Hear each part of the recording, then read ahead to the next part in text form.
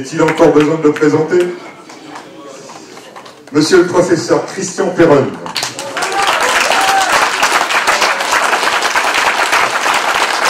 Professeur de médecine, médecin, praticien hospitalier, je dirais docteur résistant. Donc j'en passe, spécialisé des pathologies tropicales. Donc on le remercie d'être là. À titre personnel, un homme de grand courage, persévérance, parce que vous nous avez beaucoup éclairé. Face aux persévérances d'un système qu'on peut qualifier de manipulatoire et de mensonger. Merci d'accueillir également Monsieur Marc Daoud, journaliste indépendant, directeur de publication du magazine Nexus. On va attaquer tout de suite sur la première question. Je précise que les questions ont été concoctées par M. Mathieu Lalouette du mouvement politique citoyen et qui est le fondateur de l'Agora du Saxi. Notre système de santé est en crise. Entre les déserts médicaux, la bureaucratie étouffante, le manque et la fatigue des soignants, on a l'impression que l'édifice s'effondre. D'après vous, quels sont les principaux maux qui affectent la médecine aujourd'hui, malgré une multitude de personnels extraordinaires? D'abord, bonjour à tous, je suis ravi d'être là. Bravo les complotistes, les éveillés, les résistants. On est une grande famille. Et je vous le dis, c'est pas un scoop, on va gagner, ne vous inquiétez pas, je suis sûr. Alors, je vais juste, avant de parler de médecine, remercier nos amis de Mayotte, parce que leur témoignage était extraordinaire.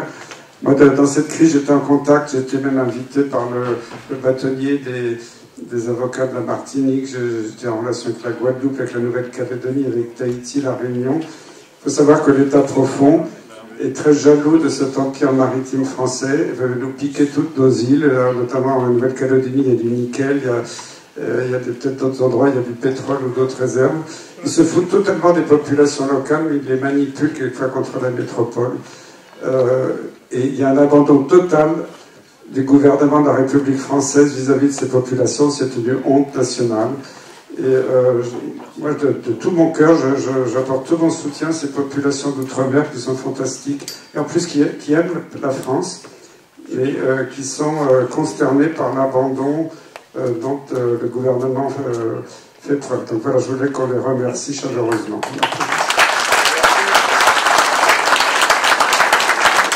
Et maintenant, je pense à la médecine. Alors, effectivement, c'est une démolition en règle à laquelle on assiste, et il ne faut pas savoir que c'est par hasard, c'est totalement programmé. C'est l'État profond qui veut ça, c'est la démolition de tout le système public. Alors, on l'a vu avec la Poste, on l'a vu avec tous les services publics dans tous les pays. C'est voulu, c'est pas par hasard. Quand on voit qu'il y a des dizaines de milliards donnés à l'Ukraine, qu'il n'y a pas quelques dizaines de millions pour Mayotte pour donner de l'eau, qu'il n'y a pas, avec un demi-milliard d'euros pour la France, on peut construire plusieurs hôpitaux, payer des infirmiers, des médecins pendant des décennies, restructurer tout le système de santé, réarmer les urgences, et pendant ce temps-là, on meurt aux urgences en France, quelquefois on attend 3-4 jours, on meurt sur des brancards. C'est totalement voulu. Ce que veut l'État profond, puis malheureusement, vous savez, on a un petit gars qui s'appelle président, qui est une marionnette. Je ne sais plus comment il s'appelle d'ailleurs, parce que ça...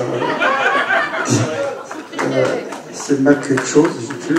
Non, c'est pas Mac qui sèche, c'est Mac quelque chose quand même. Il est en train la volonté, c'est pas lui qui décide, parce que lui, je pense qu'il décide pas grand-chose, mais on lui impose un jour de vendre tout le système public de santé français pour 1 euro symbolique à tous les fonds de pension américains. Il faut savoir ça. Donc c'est totalement voulu. J'étais à l'assistance publique hôpitaux de Paris quand j'étais étudiant en 75, interne à partir des années 80, professeur, je sais plus, en 94, quelque chose comme ça. L'assistance publique, c'était une belle institution publique, qui était au service du public. Il n'y avait pas toujours tellement d'argent, mais il y avait une solidarité entre l'administration et les médecins. Et ça a commencé avec... C'est pas ni la droite ni la gauche, ils sont tous au service de quelques milliardaires. Ça a commencé avec les ordonnances Juppé, donc c'était la droite.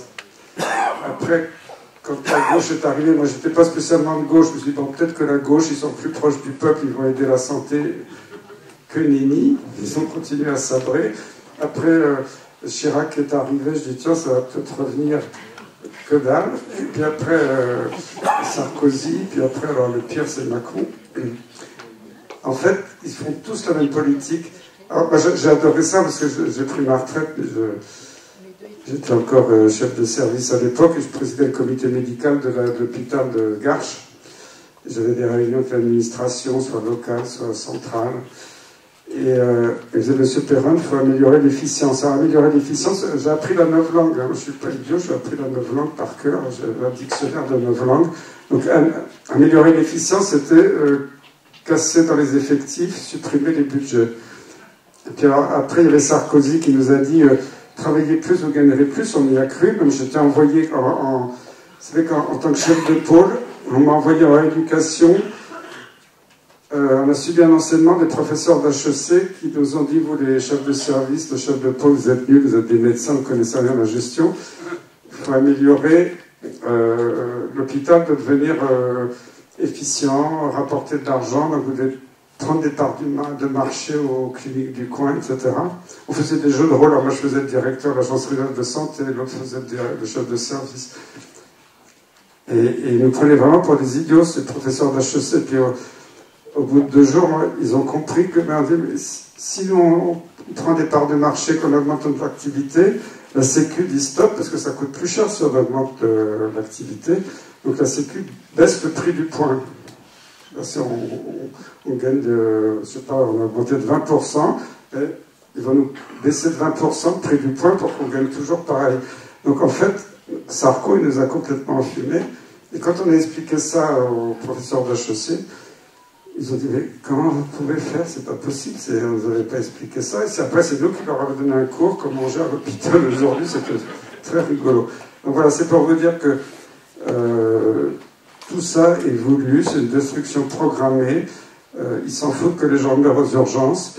Ils donnent beaucoup d'argent, ils facilitent quelques endroits privés très sélects mais c'est une médecine à 2 vitesses. Et moi, j'étais très fier parce que, pourtant, je connaissais bien Roselyne Bachelot à l'époque. Il y avait la préparation de la pandémie grippale. J'étais président des hautes instances et je la voyais régulièrement. Et Roselyne Bachelot a eu un choc parce que je suis fier d'avoir fait. J'étais en tête de la manif contre sa loi HPST, ce que j'appelle la loi scélérate, Hôpital, Patient, Santé, Territoire, alors c'était sous le mandat de Sarkozy, qui a commencé la démolition de l'hôpital public. Et si vous voulez, c'est pas loin d'ici, c'était à Montparnasse. J'étais au premier rang à tenir la banderole. Alors, en plus, il y avait les syndicats qui étaient derrière. Je ne suis pas du tout CGT, mais il y avait les drapeaux de la CGT derrière. Et moi, j'étais en blouse blanche au premier rang avec toutes les télés. Ça n'a pas valu que des relations amicales avec Roselyne à l'époque. Mais je suis fier d'avoir fait parce que j'ai réalisé qu'il démolissait le système de santé français. Il faut que tous qu'on se batte parce que avec quelques centaines de millions, même pas 1 milliard, on peut tout restaurer facilement. Mais c'est voulu, il n'y a plus de médecins. Ma soeur qui est plus âgée que moi, elle avait un médecin généraliste à Paris depuis longtemps qui a pris sa retraite. J'ai mis 2 ans à lui trouver un médecin pour la remplacer. Encore, c'est un médecin qui m'a dit Christian, par amitié pour toi, je veux bien m'occuper de ta soeur, parce que j'avais appelé déjà 20 médecins qui disaient non, moi je suis saturé. 5 médecins qui sont partis à la retraite, il n'y en a plus qu'un ou 2 pour les remplacer. C'est voulu. Il y a des spécialités, il y a plus de spécialistes. Des mois et des mois d'attente.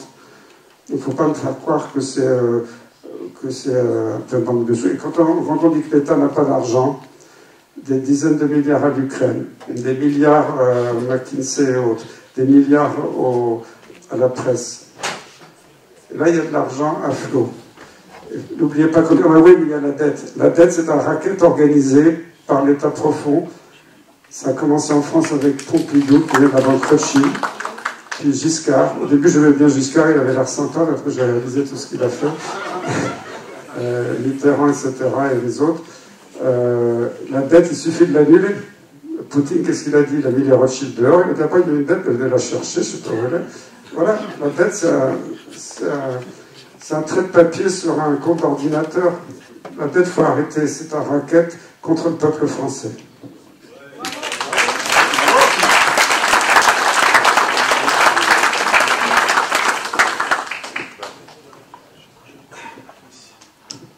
Alors j'ai oublié la question, désolé. J'ai écouté Christian comme vous tous et ouais, c'est toujours très intéressant. Et d'ailleurs, ça a été ma toute première interview en 2020 sur le sujet de la santé en plein confinement. Christian que je ne connaissais pas et qui travaillait encore à quelques dizaines, centaines de mètres des bureaux de Nexus, qui étaient encore à Garches. Et donc j'ai eu la chance de pouvoir faire une petite interview avec lui par téléphone. Et c'est à partir de là que j'ai vraiment mis le pied dans l'enquête et la compréhension de ce qui se passe au niveau santé dans ce pays, parce qu'avant c'était pas un sujet forcément sur lequel je m'étais penché. Et c'est vrai que force est de constater que les moyens, s'ils voulaient être mis, ils seraient mis depuis longtemps. Et derrière, il y a toute une structuration qui est établie pour laisser la place à quoi? À ce dont on parle depuis des années, l'intelligence artificielle, le big data, la modélisation des patients, comme tu disais Christian, la suppression, la disparition de plus en plus des médecins de ville, des médecins généralistes, pour tout un tas de raisons, et cette concentration, cette standardisation de la médecine. Et voilà, désolé, j'ai mis toutes mes fiches, parce que j'ai très mauvaise mémoire. Mais tout est là en fait, tout est déjà publié dans les médias même mainstream et dans les rapports officiels, les communiqués, et c'est ça qui est terrible, c'est qu'on voit très bien, par exemple ça c'est la baisse du nombre de lits d'hospitalisation sur les 10 dernières années, donc on voit parfaitement, on a perdu énormément de lits. Sous Macron, ça s'est accéléré, donc pendant qu'on nous disait que la santé était prioritaire, qu'on manquait de lits, on en fermait des milliers. Les médecins, eux, d'ailleurs on parlait de Mayotte juste avant, je suis allé faire un petit tour sur les statistiques de densité de médecins par département en France en 2023. Bon, sans surprise, Paris possède la plus forte densité, donc 888 médecins pour 100 000 habitants. À Mayotte, c'est le plus bas score, c'est 89 médecins pour 100 000 habitants, donc 10 fois moins. J'imagine déjà comment ça va être compliqué pour eux de se soigner avec le peu de moyens qu'ils ont, et alors là, le peu de présence médicale. Moi j'ai des amis à la campagne qui viennent parfois à Paris pour avoir un rendez-vous chez un spécialiste, sinon c'est des mois d'attente. Donc on entend dire que voilà, tous les gens qui ont des maladies type cancer ou autres qui se déclenchent et qui ne peuvent pas se faire dépister, c'est terrible. Donc c'est vrai qu'en fouillant un petit peu par rapport à cette tendance, donc on voyait la baisse du lit d'hôpital, baisse du nombre de lits d'hospitalisation, baisse du nombre de médecins de ville, et à côté de ça, énorme croissance sur le marché, ce qu'ils appellent les cabines de téléconsultation, les algorithmes d'intelligence artificielle qui commencent, qui depuis des années sont utilisés, je ne savais pas à ce point-là, mais dans plusieurs disciplines. Je les ai notés là. Donc en ophtalmologie, il y a déjà des intelligences artificielles qui sont développées pour faire de la détection. En psychiatrie, on apprend qu'ils développent des modèles d'intelligence artificielle pour faire de la prévention des risques suicidaires chez les jeunes, en utilisant des critères qui sont tellement évidents, mais qu'on va développer dans des outils qu'on va croire modernes, progressistes avec la technologie. Parce que là, par exemple, je prenais un critère, c'était l'intelligence artificielle a détecté que le manque d'estime de soi est un facteur aggravant chez les jeunes sur les pensées et risques suicidaires.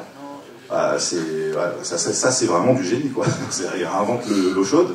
Je dis ça c'était pas très difficile de s'en douter, plus toute la misère sociale, plus toute la difficulté qu'il y a dans ce pays. Bon, on va développer des outils qui vont apporter des nouveaux marchés, et c'est comme ça qu'il le cite. Ça c'est une phrase, ça c'est sur le site de la HAS, donc Haute Autorité de Santé. De quoi il parle? Donc c'est un article du 5 mars 2024, il parle des cabines de téléconsultation et de télésoins. Il y en a un peu partout en France, franchement j'ai regardé, là c'était juste à Paris. Ça c'est tous les emplacements des télécabines de consultation, c'est-à-dire c'est des cabines où vous avez tout pour remplacer le médecin. Enfin tout, entre guillemets, hein, c'est ce qu'ils nous vendent. Donc le stéthoscope, l'otoscope, le dermatoscope, l'oxymètre, le tensiomètre, le thermomètre et la balance à impédance. Voilà, c'est tout là-dedans, c'est connecté. Je pense que pour l'instant, il y a encore des humains qui sont derrière en visio. Mais pour peu que ça commence à se développer encore plus, il n'y aura plus que la machine. Et donc ça, c'est donc la HAS, article du 5 mars 2024. En réduisant les distances et les délais, la télésanté peut contribuer à faciliter l'accès à l'offre de soins. Donc, on a deux informations. C'est que déjà, il y a une nouvelle discipline qui s'appelle la télésanté. Et ils appellent ça une offre de soins. Donc, très clairement, ça c'est on va dire la terminaison pour ce qui nous permet de conclure que c'est un marché, qu'il y a des produits et qu'il y a forcément des consommateurs. Donc déjà, le langage nous permet de voir à quel point on nous prépare à l'inéluctable, qui est déjà, comme tu disais Christian, la diminution de l'accès aux soins. Comme je vous disais, là, plus de 5000 lits supprimés rien qu'en 2023. Depuis 2013, 43 500 lits supprimés. Et de l'autre côté, une croissance, là je ne peux pas vous le zoomer, mais ça c'est toutes les disponibilités de télécabines dans toute la France. Donc on voit que le territoire est complètement maillé. Hein. C'est principalement dans les pharmacies que ça se trouve. Et pendant ce temps-là, effectivement, ils viennent nous vendre, j'ai retrouvé ça, les opérations pièces jaunes.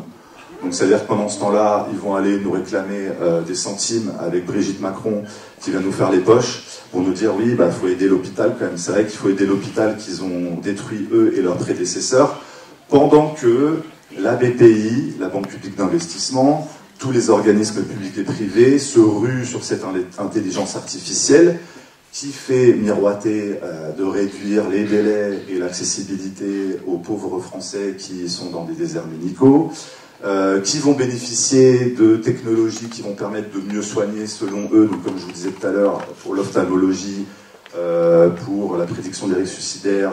Il y a eu d'ailleurs l'INSERM qui s'associe à l'université de Bordeaux et de McGill au Québec qui ont développé cette intelligence artificielle.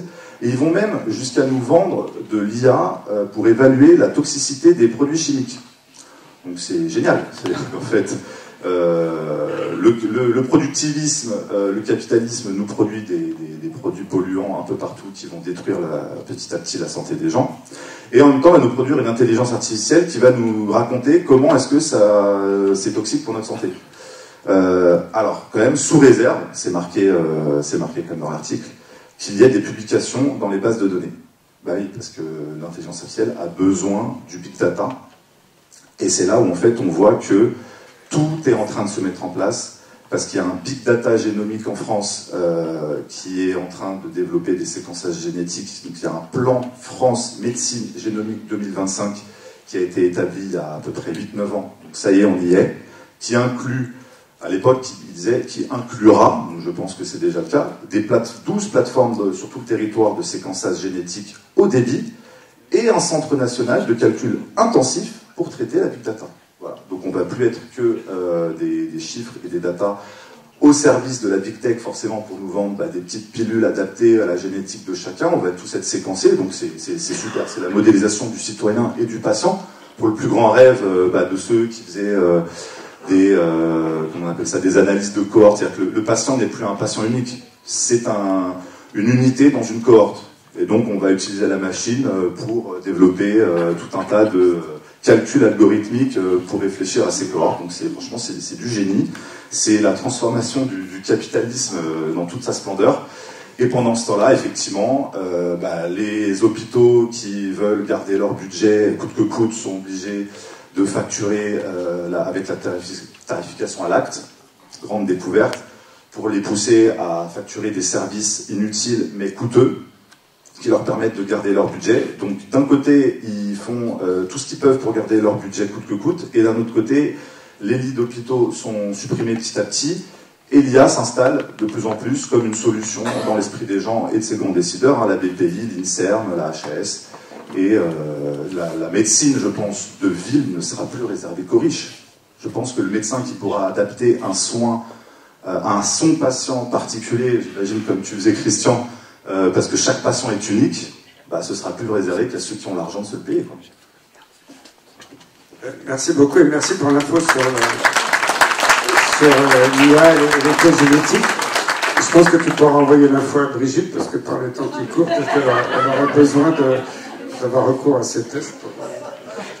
Alors, d'autre part, la mise à disposition de tests psychologiques, c'est aussi pour former tous nos dirigeants parce qu'il faut savoir que c'est à leur disposition, qu'il n'y a pas de souci.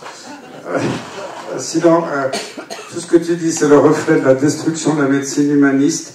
Moi, j'avais des vieux patrons, ils ne parlaient pas anglais, ils ne publiaient pas dans les grandes revues internationales. Maintenant, on sait qu'elles sont totalement corrompues, qu'elles publient de la merde, alors qu'on nous a dit que c'était la Bible. On a été élevé dans cette religion de la publication anglo-saxonne qui était en fait au service de Big Pharma. Et moi, j'ai connu encore, parce que moi, je vais avoir 70 ans, j'ai connu cette médecine humaniste de mes maîtres, pour qui j'avais beaucoup de respect. Et maintenant, là, on apprend aux jeunes une médecine totalement arithmétique, déconnectée. On ne parle plus aux patients. J'ai quand même appris que maintenant, dans beaucoup de services à Paris, on ne fait plus... Avant, il y avait le patron, quelquefois c'était un peu cérémonial, il faisait la visite avec tous ses assistants, les infirmières derrière. Maintenant, les infirmières ne sont plus derrière parce qu'il n'y en a plus. La surveillante derrière son ordinateur à faire des calculs sur Excel. Elle ne connaît plus les malades. Et maintenant, en fait, j'ai appris que dans certains services, on fait la visite dans un bureau avec le patron, les assistants, les internes. On discute du cas du malade, on regarde sur l'ordinateur son scanner, parce que maintenant tout est sur l'informatique. Et toute la visite se passe le matin comme ça, puis après, il reste une demi-heure à la fin de la matinée pour dire bonjour au patient. Ben voilà, on a vu votre dossier, voilà ce qu'on va faire pour vous. Il ne lui pose même pas de questions, il ne l'examine plus, parce que plus personne ne sait examiner un malade. Alors que pour moi, les trois quarts des indices d'un bon diagnostic clinique, c'est l'interrogatoire, c'est de parler avec le patient, son passé, son vécu, comment tout ça est survenu. Maintenant, et les jeunes, on leur apprend qu'à soigner, des résultats de tests biologiques, des résultats de scanner. Alors, beaucoup de maladies, il n'y a aucun test biologique fiable, il n'y a pas d'anomalie radiologique. Et dans ce cas-là, on les envoie en psychiatrie en disant, ben, vous ne rentrez pas dans les cases. L'exemple, c'est la maladie de Lyme chronique, en plus qui est une arme de guerre biologique qui n'a pas le droit d'exister. Ça, je me suis battu là-dessus avant le Covid. Tout ça, pour moi, c'est vraiment une dégradation terrible de la médecine. Et je plains, c'est pas aux étudiants qu'on formate là-dessus. Bon, moi, c'est vrai que j'étais dans le système, mais quand on veut monter dans le système, être professeur, tout ça, on est évalué à 80% sur les publications scientifiques, on n'est pas évalué sur la qualité de la relation avec son malade, sur l'enseignement, sur des choses peut-être plus humaines, plus difficiles à évaluer, juste des chiffres, combien de publications vous avez fait dans des revues, les revues sont cotées avec ce qu'on appelle le facteur d'impact, c'est-à-dire c'est comme des cotes, il y a des grands journaux qui ont des facteurs d'impact à plusieurs dizaines d'unités, puis d'autres à 2 unités. Et donc voilà, on est évalué là-dessus. Mais je vois toute la dérive de ces institutions de recherche, l'INSERM, le CNRS, qui sont vraiment tombés de très bas, qui ont aucun n'a défendu la science. Et hier, heureusement que j'étais assis, sinon je serais tombé par terre. J'ai regardé par hasard sur Internet, je vois Agnès Buzyn, vous vous souvenez d'elle, hein? Moi, je l'ai connue interne à Bichard. Agnès qui dit, je vais créer un groupe, un think tank français de vrais chercheurs pour défendre la vraie science. Waouh! Vas-y Agnès, je suis impressionné là, parce qu'elle est quand même, elle travaille à l'OMS officiellement, je ne sais pas ce qu'elle fait là-bas, mais en plus là-bas avec un statut OMS, elle ne peut pas l'attaquer en justice, donc c'est très bien pour elle. Voilà. C'est cette médecine n'est plus du tout humaniste, n'est plus du tout au contact des patients. Je pense que beaucoup de jeunes médecins le ressentent, mais ils n'ont pas le choix, sinon ils sont éliminés du système. Et voilà, et en plus, c'est très simple à changer tout ça.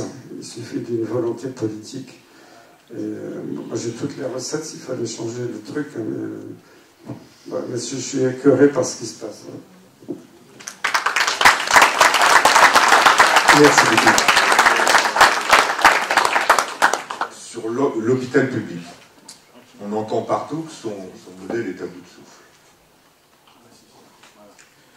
Faut-il le sauver tel qu'il est, ou à contrario, repenser entièrement son fonctionnement? Et à titre subsidiaire, est-ce qu'il vaut mieux remettre les soignants aux manettes face à la compétence administrative? L'hôpital public est à bout de souffle parce qu'on lui a supprimé les fonds. Avec quelques centaines de millions d'euros, l'hôpital, il fleurit. Quand je pense que... Moi, quand je suis arrivé à Garches en 1994, d'abord, j'étais au comité de pilotage de l'hôpital, qui s'appelle le comité consultatif médical. Quand on pilotait l'hôpital, il y avait la directrice, un de ses adjoints, soit le directeur du personnel ou le directeur des finances, on était 10 médecins. On s'entendait bien, on avait de bonnes relations avec l'administration. Et puis petit à petit, avec la loi Sarkozy, les médecins n'ont plus eu leur mot à dire. D'un seul coup, du jour au lendemain, j'étais... bon, allez, on vous écoute parce qu'on est gentil. Puis je dis, mais attendez, excusez-moi, mais là, vos décisions, ça va pas du tout. Bah, écoutez, monsieur Perron, vous êtes gentil, mais nous, on est des gens sérieux. Et pendant des années, ils ont supprimé. C'était la galère pour avoir un poste de médecin remplacé. Avant, quand un médecin partait à la retraite, ou je sais pas, ou par malheur décédé, il était automatiquement remplacé. Il n'était plus remplacé. Il fallait faire tout un plan d'action énorme pour prouver que le nouveau médecin qui sera engagé allait rapporter des soins à l'hôpital. Vous imaginez. Les infirmières, non, on n'a plus les moyens, monsieur Perron, soyez sérieux, c'est la crise. Et pendant ce temps-là, tous les mois, pendant des années, ils ont engagé un nouveau conseiller administratif. Le gars qui doit surveiller la méthodologie de je ne sais pas quel truc administratif. Après, il y avait le contrôleur de gestion qui contrôlait l'autre contrôleur qui avait été embauché 6 mois avant.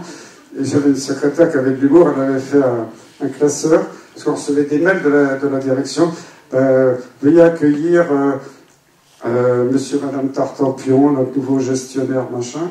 Il y en avait des piles comme ça. Donc, ils ont embauché des centaines de gens totalement inefficaces qui sortaient de l'école de Rennes, qui est l'école des directeurs d'hôpitaux, de Sciences Po, qui avaient 25 ans, et qui ne connaissaient rien à l'hôpital, et qui venaient nous expliquer à nous médecins comment fallait gérer l'hôpital. Et là j'ai eu envie de vomir, quoi. C'était vraiment les médecins, vous n'êtes plus rien, taisez-vous, et on va gérer à votre place. Donc c'est très facile de restaurer l'hôpital public, il suffit de mettre un peu d'argent, même pas le 20e ou le 50e de ce qu'on a donné à l'Ukraine, et on a un hôpital florissant. Il faut exprès de le faire mourir. C'est pas plus compliqué que ça. Et, vous avez une autre partie de la question? La question, c'était tout simplement de remettre les soignants aux manettes. Alors malheureusement, les hôpitaux militaires sont aussi en voie de disparition. Moi, j'avais beaucoup de copains dans l'armée, des professeurs de médecine. Sarkozy a totalement démoli le système de santé des armées. J'en suis vraiment désolé. Mais au moins, dans l'armée, les directeurs des hôpitaux sont des médecins. Et ça change tout. Il y a beaucoup d'hôpitaux, même aux États-Unis. En France, il y a une possibilité. Si un médecin n'a pas fait de médecine depuis 20 ans, il a le droit de s'inscrire à Sciences Po, puis de revenir comme directeur d'hôpital, mais c'est quand même très rare. Je ne dis pas que ce soit obligatoirement un médecin, mais au moins qu'il y ait un partage de la direction entre médecins et administratifs. Moi, j'ai connu l'époque des mandarins quand j'étais jeune étudiant. À l'époque, c'était dingue parce qu'un mandarin, il claquait des doigts. Il y avait le directeur qui arrivait devant la table. Monsieur le professeur, qu'est-ce qui se passe? Il se couchait devant lui. Vous avez besoin d'infirmière, mais bien sûr, tout de suite, monsieur le professeur. Et moi, quand j'étais chef de service, j'étais le sous-fifre. Nous avons dégagé, on n'a pas besoin de vous. Il faut rééquilibrer. J'ai eu peut-être un excès des mandarins à l'époque, et je ne suis pas pour un hyper pouvoir des médecins, mais comment ce soit partagé, parce que les médecins, ce sont eux qui voient les patients tous les jours, qui connaissent les besoins. Et puis, moi, je vois la souffrance des soignants, des infirmiers, des aides-soignants. Aujourd'hui, c'est terrible. J'ai encore des contacts avec l'hôpital. Mon service avait 48 lits. Quand je suis parti, il n'y en avait plus que 24. Ils ont ouvert une unité de neurologie, bon, très bien. Et maintenant, sur les 24 lits, la moitié est fermée parce qu'ils n'ont plus de personnel. Donc ça s'est réduit à 12 lits. Et puis les personnes qui restent sont en burn-out parce que il n'y a plus d'intérimaire, il n'y a plus personne pour remplacer quand une infirmière est malade, est enceinte. C'était terrible, je me souviens. Vous vous rendez compte, dans un grand service de 48 lits où j'avais 2 assistants chefs de clinique. Bon, c'est normal que les femmes de jeunes chefs de clinique, c'est assistant, c'est pas le chef de la clinique à l'hôpital, c'est un poste, la clinique, c'est le soin auprès du malade en grec. Hein. Bon, donc chef de clinique, c'est l'assistant au-dessus d'interne. Avant, quand un chef de clinique, une femme était enceinte, c'était normal à cet âge-là, parce que souvent ils avaient 25 ans, 30 ans. C'était tout à fait normal, on était content qu'elles soient enceintes. Elles étaient remplacées. Ça fait, je sais pas, une quinzaine d'années qu'elles n'étaient plus remplacées. Donc d'un seul coup, c'était marrant, parce que souvent c'était des jeunes femmes qui... Ah zut, alors si jamais elle est enceinte, je suis foutu. En plus, c'est pas que les 9 mois de la grossesse, c'est avant, après, les congés post-maternité. Et en plus, je suis tout à fait pour la protection des femmes enceintes et des jeunes mamans. C'est pas du tout dans mon esprit de critiquer ça. Et qu'au moins, elles soient remplacées. Eh ben non. Donc, on se retrouvait dans la merde totale. En plus, il y a eu une décision tout à fait injuste de Douste Blazy, quand il était ministre. Il n'y a qu'à Paris que ça a lieu. Vous savez que, par exemple, à Paris, il y a, je sais pas, 1000 internes, j'ai eu le chiffre totalement au pied, je ne sais pas combien exactement il y a d'internes chaque année, qui choisissent 1000 postes dans les hôpitaux, ils choisissent par ordre de... Ils ont un certain ordre hiérarchique pour choisir. Bon. Et normalement, dans toutes les villes de France, le nombre de postes mis au choix est à peu près équivalent au nombre d'internes qui postulent. Comme ça, tous les services sont servis. Et à Paris, il y avait une élite du syndicat des internes qui faisait très peur aux ministres. Un syndicat des internes en France, ça fait trembler les ministres, parce qu'ils pouvaient paralyser l'hôpital. C'était les chevilles ouvrières de l'hôpital. Il y avait 10% d'inadéquation entre le nombre de postes mis au choix. Ils étaient 10% de moins que le nombre d'internes. Il y avait toujours 10% des services qui n'étaient pas pourvus en interne. Déjà, c'était difficile. Alors, c'était pas forcément les services les moins bons, c'était ceux qui étaient le plus loin des transports en commun. Parce que si vous êtes un excellent service, mais il faut prendre le train pendant 3/4 d'heure, plus un bus pour arriver, les internes n'ont pas envie d'aller là. Et Douste Blazy, sous la pression syndicale, avait accepté 20% d'inadéquation.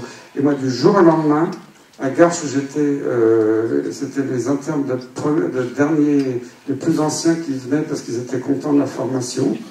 En plus, à Garches, à l'époque, on pouvait se garer n'importe où, ils pouvaient venir en voiture. Non, c'est impossible, ils sont obligés de venir en train, c'est la galère. Du jour au lendemain, j'étais plus choisi par les internes. Parce que Garches, c'est trop loin. Il y en a qui venaient me voir, j'aimerais beaucoup venir chez vous, mais j'habite près de la Bastille, j'ai calculé qu'il faut 1h30 pour arriver dans votre hôpital par les transports. Et là, ça a mis à mort. Moi, j'ai survécu, mais c'était l'angoisse chaque semestre de dire est-ce que je vais avoir un interne le semestre prochain? Et ça, c'est ignoble. Et ça, c'est parce que les petits internes à la con dans leur syndicat disaient nous, on est les rois, on va avoir le choix du roi. Et si je veux faire de la cardiologie, je veux absolument être sûr d'avoir un service de cardiologie le semestre prochain. Et on a cassé la dynamique d'hôpitaux qui était un peu excentrée. Puis après, il me disait, si t'as pas l'interne, c'est que t'es nul. Mais c'est pas ça, parce qu'avant, j'avais des internes les meilleurs avant ce changement. Mais c'est qu'un interne disait, moi, je préfère aller à Saint-Antoine, qui est à 3 stations de métro de chez moi, plutôt que de faire 1h30 le matin, 1h30 le soir pour aller chez vous. Voilà, donc tout ça, c'est très facile à changer. Il suffit de remettre l'adéquation qui existait qu'en Île-de-France, l'adéquation entre le nombre d'internes et le nombre de postes. J'ai plein de trucs comme ça. C'est tout ça. Je connais tout le système par cœur, c'est très facile à changer. Il y a une volonté politique de casser.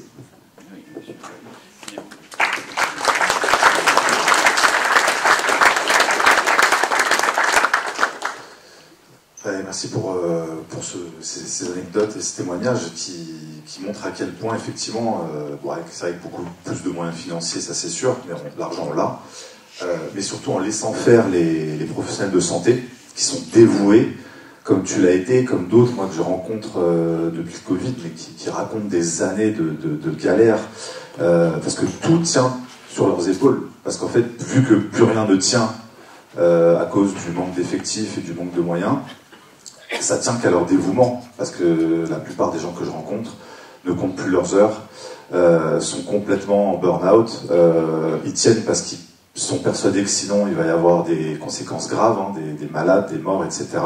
Donc ces gens-là que beaucoup applaudissaient à la fenêtre à 20h pendant le confinement, je vois pas trop est-ce qu'ils sont les Français là qui se dévouaient à les applaudir à leur fenêtre, mais pas trop à venir les soutenir pendant les manifestations. Et c'est vrai que à force de voir ces histoires, je me rappelle de tout ce que tu as pu nous partager, Christian, sur Lyme. Tu étais quasiment le seul à batailler pour essayer de faire reconnaître cette maladie parce que les gens étaient traités de fous quand ils témoignaient de ce qu'ils vivaient. Nous, à Nexus, on essayait modestement de relayer des témoignages que plein de gens finissaient par nous dire « Mais attendez, on vit ça, on vit ça, on vit ça. » Donc au bout d'un moment, on se dit bah, « Ces gens sont pas fous, il y a bien une maladie bizarre, il y a bien quelque chose. » On a fini par découvrir que c'était lié à des essais militaires. Donc finalement, il y a le dévouement de ces personnels soignants qui sont là à l'écoute. Que fera la machine face à quelqu'un qui vient avec une nouvelle maladie de Lyme? Elle fera quoi, l'IA? Elle fera rien du tout. Elle va les mettre en psychiatrie, elle va les mettre avec des traitements d'Oliprane ou autre. Il faut bien des médecins dévoués pour aller chercher, fouiner, ne pas croire aux dogmes, pour aller essayer d'aider les patients qu'il a en face de lui. Et au bout du compte, finalement, maintenant, ça y est, c'est reconnu, entre guillemets. Pas le chronique, pas vraiment, c'est un peu compliqué, mais on passe moins pour des fous complotistes quand on parle de Lyme. Et je me souviens aussi, d'ailleurs, à croire qu'à Garches, il y a un nid de résistants, mais il y avait aussi les docteurs de l'épine, qui faisaient un boulot incroyable, qui ont été virés comme des malpropres, hein, pour ne pas dire plus, en 2014, et puis, alors qu'ils soignaient des enfants. Là, je retombe sur un article du Point, cancer de l'enfant, les méthodes controversées du docteur de l'épine à l'hôpital de Garches. Les parents se mobilisent parce que les parents, ils constataient des améliorations, des choses positives, mais, comme dit l'article, sa hiérarchie a décidé de fermer son service à cause des traitements polémiques. Bah oui, ils essayent des choses, ils essaient de soigner avec des choses qu'on ne connaît pas, donc forcément, ça n'a pas dû plaire en haut lieu. Et ils se sont fait virer, fermer leur service de manière totalement abusive. Et ils continuent de batailler, tous les deux, Nicole et Gérard, et tellement d'autres qui sont restés dans l'anonymat, et d'autres qui viennent parfois nous témoigner leur désespoir de tenir juste les heures parce que leurs collègues sont en arrêt de travail ou en burn-out, et que sans eux, il n'y a plus personne pour le service. D'ailleurs, il faut juste aller faire un tour dans les urgences de certains hôpitaux de Paris après minuit. Franchement, c'est le tiers-monde. Hein. C'est inquiétant. C'est-à-dire que les gens qui n'ont pas les moyens d'aller à l'hôpital américain à Neuilly, ils attendent 8, 10, 12, 15 heures pour des pathologies qui peuvent s'aggraver. Il y en a qui meurent dans les pancartes. 4 jours, c'est un délire. Franchement, c'est incroyable. Et on se dit, en fait, finalement, avec des moyens, et aussi faire confiance à ces médecins, à ces infirmières, à ces gens qui essaient de soigner. Si ça partait de la base et que ça remontait, bien sûr que l'hôpital irait bien mieux. Avec des moyens et la liberté aux soignants et aux médecins de prescrire. Déjà à l'époque, on avait bataillé pour que les médecins puissent prescrire. Rien que ça. Ça a été interdit par décret. Bon, normalement, c'est... Justement, normalement, un médecin peut prescrire ce qu'il veut, dans la théorie. Il y a eu la loi Bertrand. Alors, Xavier Bertrand, je pense qu'il a peu fait ça à mal, c'était l'affaire du Mediator. Il a exigé dans la loi qu'un médecin, s'il prescrivait hors AMM, autorisation de mise sur le marché, devait l'écrire sur l'ordonnance, hors AMM. Et dans ce cas-là, le patient n'est plus remboursé. Et ça, c'était extrêmement grave. Parce que à l'hôpital, 80% des prescriptions sont hors AMM. Parce que l'AMM, pour que vous compreniez, l'AMM, c'est vous êtes directeur de Pfizer, vous avez un nouveau médicament miracle, vous avez un nouvel antibiotique génial, vous n'allez pas faire des études cliniques à plusieurs millions d'euros, de dollars, il faut le faire dans plusieurs continents, plusieurs pays pour avoir l'AMM, sur toutes les infections possibles, du nez, des doigts de pied, du poumon, des reins. Donc vous allez choisir 2-3 infections les plus courantes qui tiennent le marché. Vous allez faire des études sur quelques milliers de patients. Vous allez avoir l'AMM pour la pneumonie, l'infection cutanée, puis éventuellement un autre truc. Donc votre antibiotique est génial, qui marche très bien sur le staphylocoque, va avoir l'autorisation de mise sur le marché. Si vous, en tant que médecin, c'est le seul antibiotique qui va marcher sur une infection des reins qui n'était pas prévue dans la liste de l'AMM, vous êtes hors AMM. avant, ça ne posait pas de problème. Si le médecin faisait ça en son âme et conscience, qu'il ne prenait pas de risque, le médicament était connu depuis des années, commercialisé depuis 10 ans comme ça. Maintenant, s'il le fait, il peut être convoqué par le Conseil de l'Ordre, mis en examen pour prescription ORAMM. Alors, c'est totalement légal, la prescription ORAMM. Et s'il est ORAMM pour se protéger, le patient n'est pas remboursé. Et si le médecin insiste et le prescrit sans marquer ORAMM, il peut être tenu de rembourser toutes les ordonnances qu'il a faites. Il y a des médecins qui ont été condamnés à des sommes astronomiques. Heureusement, ils ne le font pas parce qu'à l'hôpital, on avait fait une publication scientifique publiée sur les antibiotiques rares qu'on utilisait dans les affections ostéo-articulaires complexes. Sur la Garche, on avait des gens qui avaient des affections osseuses très complexes avec des dizaines de milliers d'euros de factures d'antibiotiques sur 6 mois. Si on avait appliqué la loi Bertrand, les patients sortant de l'hôpital auraient reçu des factures de milliers ou dizaines de milliers d'euros. Heureusement que la loi n'est pas appliquée, mais quand ils veulent l'appliquer contre des généralistes, il y en a peut-être 5 ou 6 qui ont été attaqués comme ça, ils ne s'en privent pas. Donc cette liberté de prescription, elle n'existe plus vraiment, il y a toujours cette épée de Damoclès. Et pourquoi des médecins sont radiés? Parce qu'ils ont sauvé des gens avec l'hydroxychloroquine, l'ivermectine, la vitamine D, il faut arrêter de dire que ça ne marche pas. C'est prouvé, archi-prouvé, je le dis, c'est prouvé, archi-prouvé dans toutes les méta-analyses internationales, ça marchait remarquablement bien. Eh bien, encore aujourd'hui, des médecins généralistes sont radiés parce qu'ils ont sauvé des malades et qu'ils n'ont pas écrit ORAMM sur l'ordonnance. Et ça, c'est un gigantesque scandale. Je voudrais qu'on rende hommage à tous ces soignants qui ont sauvé des milliers de vies en France.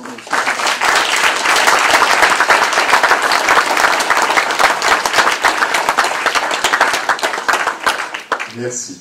Une dernière question très très rapide, environ 2 minutes, chacun pourrait répondre. Y a-t-il des pays selon vous qui ont su trouver des solutions viables aux problèmes que nous rencontrons aujourd'hui en France? Ou alors, tout simplement, si nous revenions simplement au modèle français qui a été tant envié dans le passé? C'est très simple de remonter le niveau français, il suffit de remettre les moyens. Je ne suis pas inquiet. En l'an 2000, l'OMS avait dit que la médecine française était la meilleure du monde, donc c'était cocorico, ils ont tout fait pour la démolir. Moi, je rends hommage, finalement, aux médecines des pays dits moins favorisés, dits soi-disant en voie de développement. Je pense à l'Afrique, à l'Asie, quelquefois à l'Amérique du Sud, qui ont eu des gestions 100 fois meilleures que les pays dits riches. Quand on voit que la pandémie Covid n'a touché que les pays riches de l'OTAN, c'est bizarre quand même, c'était les pays les plus riches, et là on est plus morts. Alors qu'en Afrique, ils rigolaient, à Madagascar, partout, ils traitaient avec les plantes, avec l'artémisia, le rasenvara, je ne sais plus le nom exact de la plante. C'est hallucinant. Ils ont dit oui, parce qu'en Afrique, ils ne déclarent pas les morts. Non, c'était pas vrai du tout. Oui, mais c'est parce qu'il fait chaud, mais il y avait des pays qui avaient la même température dans d'autres pays sous dépendance de l'industrie, qui avaient beaucoup de morts. Moi, ce qui m'avait frappé, après quelques mois de pandémie Covid, je regarde la carte du monde, je dis, c'est marrant, pas marrant. La France a autant de morts que tout le continent africain, c'est plus grand, et la moitié des morts de l'Afrique, c'est l'Afrique du Sud, qui est totalement sous le joug de l'industrie pharmaceutique mondiale. Je dis, là, il y a un problème quand même, il faut qu'on l'explique. Voilà, donc je rends hommage à tous ces soignants qui ont été indépendants, qui n'ont pas été sous le joug de cette industrie pharmaceutique. Et c'est très facile de restaurer le système. Il suffit d'abord de virer l'équipe gouvernementale en place, c'est la priorité.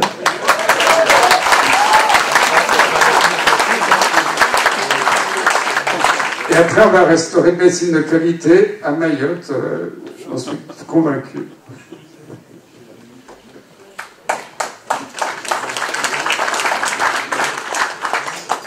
C'est vrai qu'il y a un aspect positif, je regardais sur un article de Statista aux déserts médicaux, c'est que selon eux, ça a favorisé le recours à des pratiques de médecine alternative. Parce que du coup, faute d'avoir des médecins chez eux, les Français essaient de se tourner vers des médecines qui prennent soin de leur santé. Donc ici, parmi elles, l'ostéopathie, l'homéopathie, l'acupuncture, l'hypnose et la lithothérapie. Apparemment, 1 Français sur 5 a privilégié ces pratiques alternatives à la médecine conventionnelle. Donc je trouve que maintenant, ils veulent essayer de mettre ça dans le radar de la Miviludes, dérives sectaires, etc. pour contraindre les praticiens à faire ça quasiment dans la clandestinité. J'ai vu des gens qui sont quasiment comme des clandestins, alors qu'ils soignent leurs patients en préventif, voire parfois en curatif. Alors des modèles que moi je vois, en tout cas ce que je constate, c'est que quand je parle avec des médecins suisses, ils sont beaucoup plus libres que nous. Pour faire des médecines alternatives, pour prescrire, etc. Il n'y a pas du tout cette pression du Conseil de l'Ordre, donc peut-être déjà commencer par supprimer le Conseil de l'Ordre, ce serait déjà une bonne chose. Et en Allemagne, souvent on cite l'Allemagne comme un modèle économique. J'ai déjà eu des médecins qui m'ont témoigné qu'en Allemagne, il y a beaucoup de cliniques alternatives, en l'occurrence sur le jeûne, c'est pas du tout tabou chez eux, c'est quasiment officiel. Voilà, il y a plein de pratiques qui se font et qui n'engendrent pas des conséquences, des radiations, des menaces. Tu parlais tout à l'heure des médecins et merci de tout ce que les médecins ont fait, tout ce que vous avez fait, parce qu'il y en a qui ont payé cher, toi, parmi ceux-là, et je pense aussi au docteur Agré et tant d'autres qui ont été radiés, alors qu'en fait ils faisaient que soigner et informer sur les réseaux. C'est vrai qu'en Suisse, avec quelques médecins avec qui j'étais en lien, ils avaient une certaine souplesse. Donc c'est vrai que s'inspirer aussi de certains pays riches, c'est possible. Et bon, le revers de la médaille, peut-être le côté positif, c'est moins il y aura cette offre de soins comme ils veulent nous le vendre. Peut-être plus il y aura aussi des Français qui vont s'intéresser à ces médecines alternatives et comprendre que la santé, c'est pas juste du curatif, c'est du préventif, c'est aussi de la vitamine D. Toi, tu l'as martelé. On a eu jusqu'à Karine Lacombe, Légion d'honneur, qui nous a dit que ça servait à rien, la vitamine D. J'ai entendu toute ma vie les médecins de ville dire en hiver, c'est quand même assez important, surtout en France, de s'en supplémenter. Et puis on a aujourd'hui des gens qui viennent essayer de nous convaincre du contraire. Donc le bon sens, finalement, va peut-être revenir sur le terrain de la médecine avec la disparition de ces gens-là. Je rappelle à Karine Lacombe que depuis ce qu'elle a affirmé chez Bourdin, c'est maintenant archi-prouvé dans des études randomisées que la vitamine D a sauvé des malades du Covid. Donc voilà. Et même l'Académie de médecine, pour une fois, avait dit des choses. Attends, juste avant, tu parlais, est-ce qu'on parlait de la vitamine D, mais avant, tu parlais, je voulais rebondir. Sur les médecines alternatives, non? Oui, les médecines alternatives, voilà. Moi, ça fait plus de 20 ans que j'ai prescrit à mes patients de la phytothérapie, des huiles essentielles. Moi, j'ai pas appris ça à la fac, notamment sur la maladie de Lyme, parce que je pouvais pas donner les antibiotiques ad vitam aeternam, les patients rechutaient souvent. Et c'est les patients qui m'ont tout appris. Et moi, j'étais une des rares espèces de médecins qui écoutaient mes patients. Ils m'ont quelquefois plus appris que le prof à la fac. Et moi, je suis convaincu des médecines naturelles depuis très longtemps. La Mivilude, franchement, quelquefois, ils m'ont attaqué parce que je voulais... vous savez, il y a depuis le début du XXe siècle, ça date de la Russie avant l'Union soviétique, avant la Révolution. Il y a des machines à micro-courant qui peuvent améliorer certaines situations cliniques, des douleurs, des maladies inflammatoires chroniques, peut-être même certains cancers, ça je ne suis pas sûr. Et la recherche a été totalement abolie grâce à Alexandre Rockefeller dans les facs américaines en 1920, puis après la Deuxième Guerre mondiale. On a le droit de traiter en France et dans tout l'Occident qu'avec des médicaments chimiques, parce que Rockefeller venait de l'industrie du pétrole, l'industrie pharmaceutique. Et moi, quand j'ai voulu faire une étude randomisée en double aveugle, avec une vraie machine, une fausse machine qui faisait bip-bip comme la vraie, pour prouver 80% des malades qui l'utilisaient dans le Lyme disaient c'est super, je suis beaucoup mieux en quelques semaines. Moi, je voulais juste le prouver, c'est une démarche scientifique.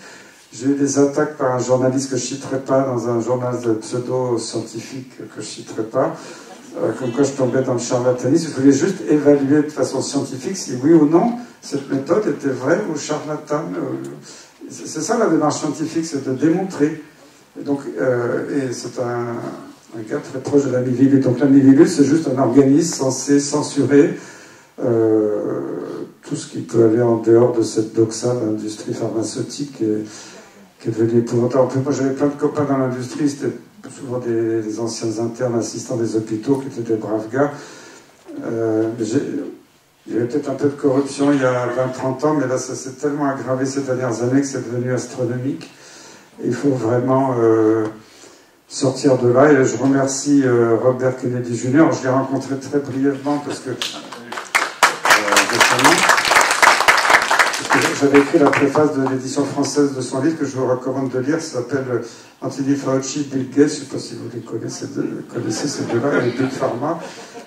Et c'est un livre remarquable qui est assez épais. C'est 40 ans d'investigation d'un avocat, toutes les crapuleries, des recherches de l'industrie pharmaceutique, les morts cachées sous le tapis.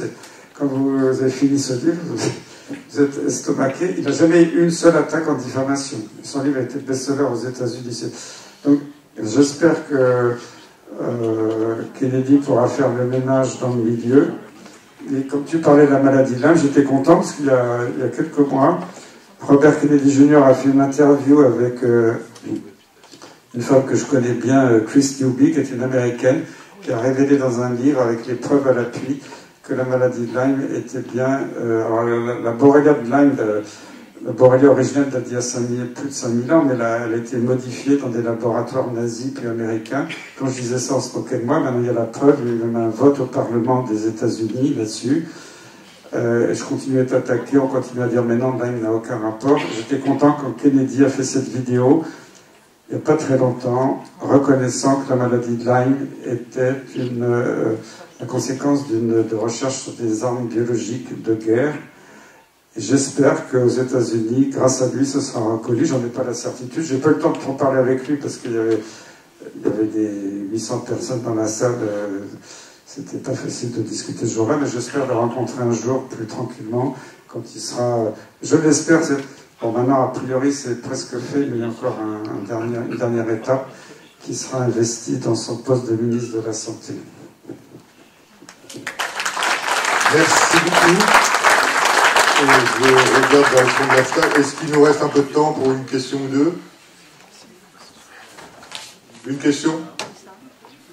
Si quelqu'un veut poser une question rapide, appelant une réponse rapide.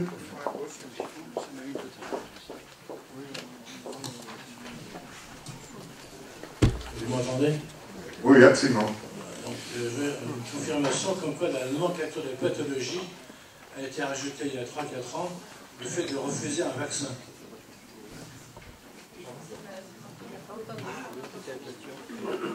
C'est mieux là? Oui. Pardon. Refuser un vaccin. Non, mais moi, maintenant, je suis de plus en plus contre l'obligation vaccinale. Je vous rappelle qu'en France, moi, quand je pilotais le comité technique des vaccinations, il y avait 4 vaccins obligatoires: diphtérie, tétanos, polio et BCG pour la tuberculose. C'est moi qui me suis battu 10 ans pour obtenir l'abrogation de l'obligation du BCG. Finalement, Roselyne Bachelot a fini par craquer. 10 ans de combat. Quand Xavier Bertrand était ministre, il a fait passer une obligation de vaccination pas seulement des soignants, tout personnel travaillant en milieu de santé, de statut d'étudiant jusqu'à presque retraité, vaccination annuelle obligatoire pour le vaccin grippal saisonnier, pas une grippe pandémique. Et moi, j'avais hurlé. J'étais président du Conseil supérieur d'hygiène publique de France. J'avais écrit à Xavier Bertrand en disant « Mais c'est quoi, c'est pas possible ». Et bon, il ne m'avait pas écouté. Et puis alors, je l'ai eu au tournant parce que je ne savais pas à l'époque, c'était nous, le Conseil supérieur d'hygiène publique de France, qui devions rédiger les décrets d'application de la loi. Et j'avais tourné ça de telle façon en disant oui, bon, éventuellement s'il y avait une pandémie de grippe extrêmement mortelle, ça pourrait se justifier, mais tous les ans pour une grippe saisonnière, ça n'a pas de sens. Et finalement, Xavier Bertrand avait accepté et avait signé un arrêté de suspension de la loi. Mais la loi, elle est dans les textes, elle est votée, elle est dans les textes. Une signature de ministre, elle est rétablie. Même Roselyne Bachelot n'a pas osé la rétablir pour la pandémie H1N1. Et j'ai entendu dire dans les médias récemment que certains, dans les milieux gouvernementaux, voulaient réactiver cette obligation. Donc, quand on me dit que je suis un pro-vax féroce, etc., j'ai obtenu l'abrogation de l'obligation BCG, j'ai obtenu l'abrogation de l'obligation de grippe pour les soignants. Après, les juristes du ministère nous ont dit que ça ne va pas parce que la France est le seul pays comme ça. Il reste 3 vaccins obligatoires, diphtérie, tétanos, polio, puis il y avait déjà 11 vaccins dans les écoles. À l'époque, quand c'était pas obligatoire, ça ne dérangeait personne maintenant. Pourquoi il y en a obligatoire, pas d'autres? Et donc, même dans ma commission, la majorité des experts en disant on est plutôt pour l'abrogation des obligations, mais pour renforcer le suivi des maladies, l'éducation des parents, une information claire et transparente. Et puis, après, c'est moi qui ai démissionné du Haut Conseil de la Santé publique, volontairement, parce que ça devenait impossible de travailler avec le gouvernement de l'époque. Et ils ont profité de mon départ pour qu'Agnès Buzyn mette les 11 vaccins obligatoires. Donc là encore, c'est pour moi. Mais une fois, j'avais eu le malheur parce qu'il y avait des ligues antivaccinales excessives qui m'avaient énervé. J'avais dit, non, ça peut... Je suis peut-être un peu maladroite à l'époque sur les obligations vaccinales, mais au fond de moi-même, j'ai toujours été contre. En tout cas, aujourd'hui, je suis persuadé qu'il faudrait suspendre les obligations vaccinales, sauf s'il y avait vraiment une maladie extraordinaire qui tuait tout le monde. On a vu avec le Covid que pour l'instant, c'était pas le cas. Ma question, mon information, c'était que dans la nomenclature des pathologies, il y a refus de faire un vaccin. Donc ça continue. Refus d'un vaccin. Ça correspond à l'obligation, c'est ce que je veux dire. C'est ça, oui. C'est écrit dans les pathologies, c'est pas une maladie. Je voudrais juste rajouter un petit mot, c'est qu'actuellement, ce qu'on appelle vaccin, c'est une injection génique ARN messager. Donc c'est encore une autre question. Mais là vous parlez du Covid, qui n'est pas un vaccin, j'ai dit depuis le début, j'ai écrit déjà en 2020, c'est une thérapeutique génique expérimentale, ça n'a rien à voir avec les vaccins. Malheureusement, cette crise terrible du Covid, avec leur pseudo-vaccin, ça a entamé, alors je ne dis pas que les vaccins tout étaient parfaits, mais globalement c'était des bons vaccins, ça a entamé totalement la confiance des gens dans la vaccination en général, et on va en payer les pots cassés, parce qu'on va revoir des morts, quelquefois de maladies qui avaient disparu.